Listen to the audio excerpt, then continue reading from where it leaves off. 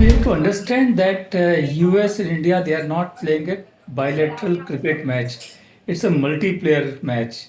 And only on August 1, when U.S. will be announcing such punitive tariffs on other countries, we'll come to know whether they are charging more or less on us.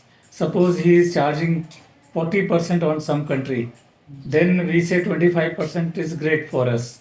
Second is second is that sector wise.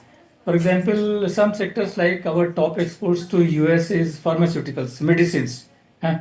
So Europe will be paying 15%, but European medicines are expensive, high-end proprietary medicines. We are into generics.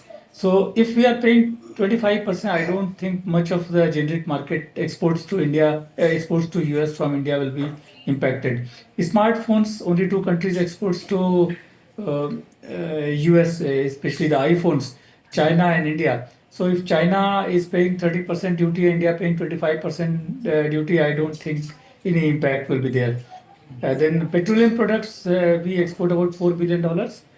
There are no duties in the US announced so far on this.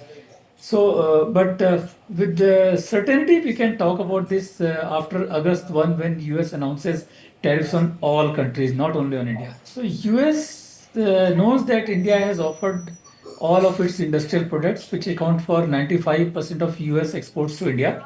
They should be happy. But India is not in position to offer agriculture and dairy because of the sensitivities attached to it.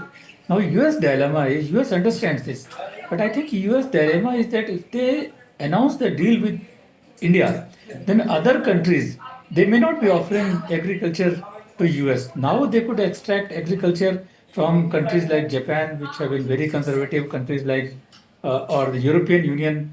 So all those countries they could extract. If they do a deal with India, then I think other countries will also request US to spare their agriculture. Then it could be one of the point holding Trump from announcing deal with India.